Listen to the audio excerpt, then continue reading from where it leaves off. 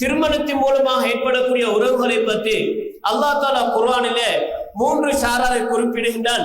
இந்த 3 ஷாராரும் அந்த நாங்கள் ஒரு இடத்திலே போய் பெண் எடுத்து திருமணம் முடிப்பது மூலமாக அல்லது ஒரு பெண்ணை ஒரு கணவன் திருமணம் முடிப்பது மூலமாக ஏற்படக்கூடிய அந்த உறவுகளிலே மஹரமியத், அந்த நேரத்திலே திருமணம் முடிக்க முடியாது என்ற மஹரமியத் உருவாகக்கூடிய அந்த உறவுகளை பற்றி அல்லாஹ் தஆலா 3 ஷாராரை கூறுகின்றான்.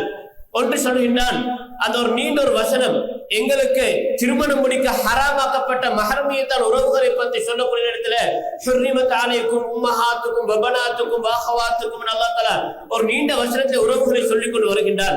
அதிலே முக்கியமா 3 ஷாராரை திருமணத்தின் மூலமா ஏற்படக்கூடிய உறவுகளை அல்லாஹ் தஆலா மஹரமாக்கி வைத்திருக்கின்றான். உம்மஹாத்து நிசாயிக்கும், உங்களுடைய மனைவியர்களுடைய தாய்மார்கள் அப்படின்னு எங்களுடைய பாசனாக மாமியார் என்று சொல்லுவோம். நாங்கள் ஒரு இடத்துல திருமணம் முடித்தால் எங்களுடைய மனைவியுடைய தாய் தந்தையர்கள், அதை விசேஷமாக ஆண்களை பொறுத்தவரையிலே மனைவியுடைய தாய், பெண்களை பொறுத்தவரையிலே கணவனுடைய தந்தை, இவர்கள் மஹரமாக மாறிவிடுகின்றார்கள். அவர்களை திருமணம் முடிக்க முடியாது, எக்காலத்திலும் முடிக்க முடியாது. இந்த மனைவியை விட்டு நாங்கள் பிரிந்தென்று சொன்னாலும், விவாகரத்தை செய்து பிரிந்தென்று சொன்னாலும் அதற்கு பின்னாலேயும் அந்த மனைவியுடைய தந்தைகளுக்கு திருமணம் முடிக்க முடியாது. அல்லாஹ் தஆலா சொல்றீங்கன்னா உம்மஹாத்து நிசாயிக்கும். இரண்டாவதாக வரபாயிபுக்கும் உல்லாத்தி ஃபீ ஹுஜூரிக்கும் மின் நிசாயிக்கும் உல்லாத்தி தகல்தும் பிஹின்ன. சில நேரத்தில் ஒருவர் 2-3 திருமணங்கள் செய்வார். அப்படி 2-3 திருமணங்கள் செய்யக்கூடிய இடத்துல அந்த ஏற்கனவே 2வது திருமணமாக ஒரு விதவை பெண்ணை திருமணம் முடித்தோன்னு சொன்னால் அந்த விதவை பெண்ணுக்கு முந்தைய கணவனின் மூலமாக சில டைம்ல பிள்ளைகள் இருக்கலாம்.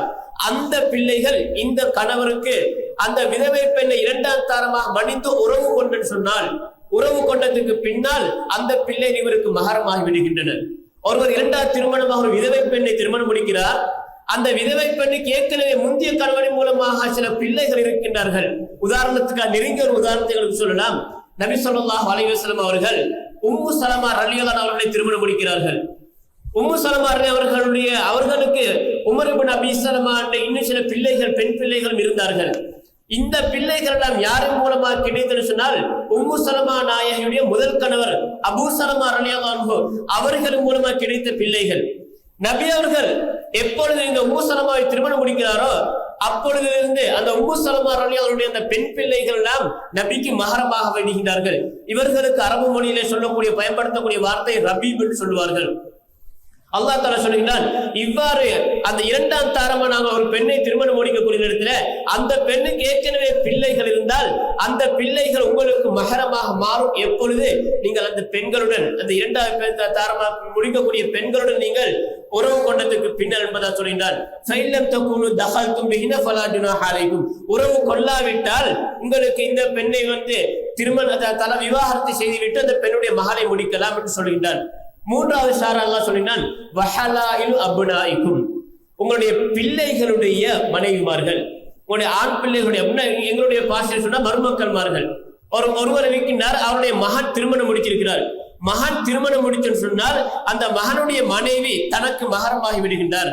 மறுபக்கத்தில் அதே போன்றுதான் ஒரு தாய்க்கு அவருடைய மகள் திருமணம் முடிக்கிறார் சொன்னால் அந்த மகளுடைய கணவன் மருமகன் அந்த தாய்க்கு மகரமாகி விடுகின்றார். அல்லாஹ் தஆலா சொல்கிறார், வஹலாயிலு அப்னாயிக்கும், உங்களுடைய பிள்ளைகளுடைய, உங்களுடைய ஆண் பிள்ளைகளுடைய மனைவிமார்கள் என்ற 3 ஷாராரை அல்லாஹ் தஆலா இந்த இடத்துல அவர்களுக்கு மஹரமியத் உருவாகி விடுகின்றன்னு சொல்லி உறவுகளாக அல்லாஹ் தஆலா அடையாளப்படுத்துகின்றான்.